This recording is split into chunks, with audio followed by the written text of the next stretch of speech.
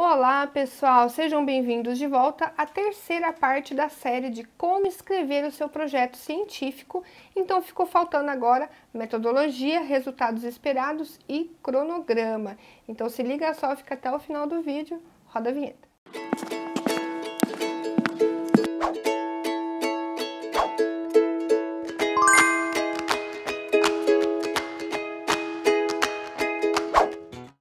Bom, pessoal, só lembrando que vocês têm que ficar atentos às regras da sua instituição em relação aos tópicos solicitados. Então, se é um projeto de mestrado, doutorado, um TCC, pode ser que o nome dos tópicos mudem, fiquem atentos a isso. Esses aqui são os principais, gerais, que a maioria solicita, ok? Bom, metodologia. Metodologia, pessoal, ela tem que, quando a gente fala de projeto, ela deve ser o passo a passo de tudo que você vai realizar durante a execução do seu trabalho, sempre escrita no tempo verbal do futuro. Exemplo, será realizado, sempre no impessoal no futuro, ok? Então, será realizado, será analisado, será descrito. Então, sempre use o tempo verbal no futuro de forma impessoal, ok? E é importante vocês descreverem todo o passo a passo, porque um projeto também é outra coisa que eu já ouvi muito em banca de mestrado. Um bom projeto, um bom trabalho, uma boa dissertação, ele tem que estar descrito toda a metodologia muito bem feita, de modo que outra pessoa possa ler e reproduzir aquilo que você fez, ou no caso do projeto, o que você fará. Então, quando a gente pensa em projeto, ele vai ser submetido, seja por um TCC, seja para uma agência de fomento, para uma bolsa de mestrado. Então, você está concorrendo a uma bolsa, então você tem que realmente convencer o leitor que o seu trabalho é importante, que ele será bem feito, bem realizado e bem planejado. Bom, então, o que uma metodologia ela tem que conter? Primeiramente, ela tem que ter, no primeiro parágrafo, tem que ter um descritivo do seu tipo de trabalho. Eu já fiz aqui um vídeo no canal sobre os diferentes tipos de trabalho, os diferentes tipos de estudo, vou deixar aqui um card para vocês assistirem depois. Então, vocês têm que descrever que tipo de estudo é o seu. É um estudo observacional?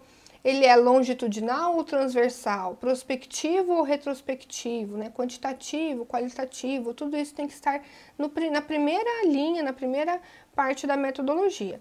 Outra questão importante que deve constar logo no primeiro parágrafo é a apresentação ao comitê de ética. Então, se você trabalha com seres humanos, direta ou indiretamente, ou com animais, você tem que submeter ao comitê de ética da instituição. E também isso daí é outra história, outro vídeo que eu posso fazer depois. Mas você tem que colocar se ele foi submetido ou se ele já foi aprovado. Se ele foi submetido, coloque presente projeto, já foi submetido para apreciação no comitê de ética da universidade, blá blá blá, ou ele já está aprovado, esse presente projeto foi aprovado pelo comitê de ética. Se for aprovado, tem que colocar o número do parecer entre parênteses e anexar no fim do projeto. Okay? Bom, no seguinte, você já tem que colocar quantos casos você pretende analisar, período se é coleta, de dados, período de coleta. No primeiro vídeo dessa série eu falei daquela roda dos porquê, como, quando, onde. Todas essas respostas, elas devem estar bem descritas aqui na metodologia. Então, você vai analisar o quê? Que tipo de amostra? De onde virão essas amostras? É de um hospital? É de uma clínica? De um laboratório? Enfim, coloquem da onde vai vir. Então, toda essa parte da sua casuística tem que estar muito bem descrita. Outra coisa que você tem que colocar também, não pode faltar, é critério de inclusão e exclusão. Então, quando a gente fala até mesmo de revisão sistemática, revisão integrativa, tem que colocar o critério de inclusão dos seus artigos, o que o artigo precisa ter para ser incluído na sua revisão. Então, ele tem que descrever muito bem essa característica do artigo numa revisão.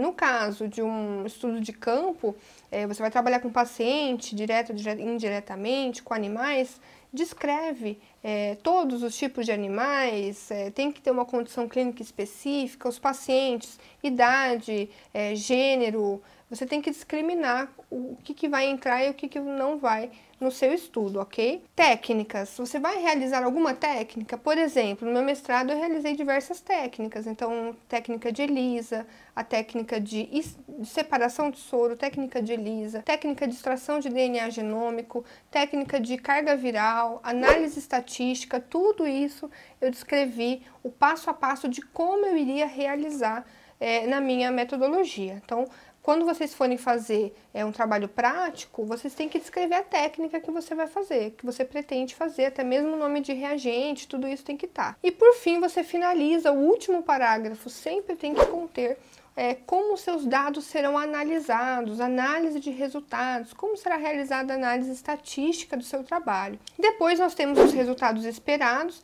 Resultado esperado, gente, ele é breve, tá? Assim, ele é um parágrafo só. Então, vários tópicos aqui do nosso projeto, vejam que não é muito longo, né? Tão difícil de fazer, né, gente? Mas não é muito longo. Então, assim, resultado esperado, ele tem que responder aos seus objetivos. Então, se o seu objetivo é verificar a prevalência da sífilis em gestantes no município, tal. Qual que é o seu resultado esperado? Você espera que o pré-natal ele tenha tido sucesso nesse município, que a maioria das gestantes não tenha sífilis, ou o contrário, você espera que tenha uma alta incidência, dada talvez a questão socioeconômica daquela região. Então você vai colocar nesse momento, nos resultados esperados, o que você como autor espera encontrar.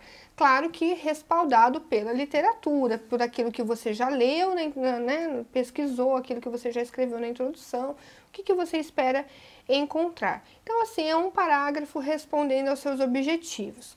Um parênteses aqui é questão de hipótese. Pode ser que o seu trabalho, a sua instituição, ela peça hipótese.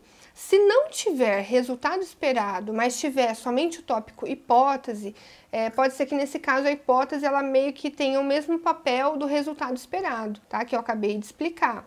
Né? Qual é a sua hipótese do que você pode encontrar, né? Agora, se tem tópico hipótese e o resultado esperado, o que eles vão ter de diferentes nesse caso? Quando a gente coloca esse tópico separadamente de hipótese, geralmente entra aquela questão de comparação estatística mesmo. Como que você vai dividir o seu grupo? Será comparado tal grupo com tal grupo e pode ser que tenha, aí tem a hipótese nula, hipótese alternativa. A hipótese nula é aquela que não há diferença dos grupos e uma hipótese alternativa é que vai sim ter diferença nesses grupos. E quando eu falo de hipótese, é teste de hipótese mesmo, dos testes estatísticos. Então, aí já é diferente, você tem que elaborar de acordo com o seu desenho experimental. E para finalizar, o cronograma. O cronograma aqui, pessoal, a banca avalia a viabilidade de executar esse trabalho no tempo que você tem. Então, por exemplo, se eu falo de TCC, é uma viabilidade de 6 meses, nem isso, né? Porque você tem que deixar, e até você apresentar seu projeto, entre apresentar o projeto e finalizar, entregar finalizado, é poucos meses, né? Às vezes não dá nem 6 meses. Então, é nesse curto período. Então, não dá para você fazer muita coisa, né, num curto período de tempo. Se é um mestrado, 2 anos, um doutorado, 4 anos... Então, verifica a viabilidade daquilo que você se propôs a fazer e a organização do seu trabalho, né? Então, como que você vai organizar isso ao longo do tempo? Pode ser que a sua instituição, o seu professor, ele tenha te dado um modelo. Então, fiquem atentos aos modelos, gente. Às vezes eu mando os modelos para os meus alunos, eles não seguem. E eu fico, gente, mas eu mandei um modelo para fazer igual. Então, fiquem atentos. Se tiver modelo, você vai fazer do jeito que eles deram. Eu vou mostrar aqui para vocês um exemplo de como que a gente faz, tá? Um modelinho. Mas lembrando que vocês têm que seguir o modelo da sua instituição. Então, aqui é um exemplo de cronograma de um trabalho de revisão, tá? Lembrando, gente, que as datas do seu cronograma, eles sempre vão se referir ao futuro, tá? Lá na nossa instituição, a gente deixa o cronograma nesse modelo de início e término, porque por conta da plataforma Brasil, de comitê de ética, eles têm um modelo desse jeito, então a gente padronizou tudo assim. Mas pode ser que o seu só tenha uma data de meses, né? Em abril vou fazer tal coisa, em maio, junho, não tem essa divisão específica. Mas enfim, você vai colocar então na coluna da esquerda todas as etapas do seu trabalho.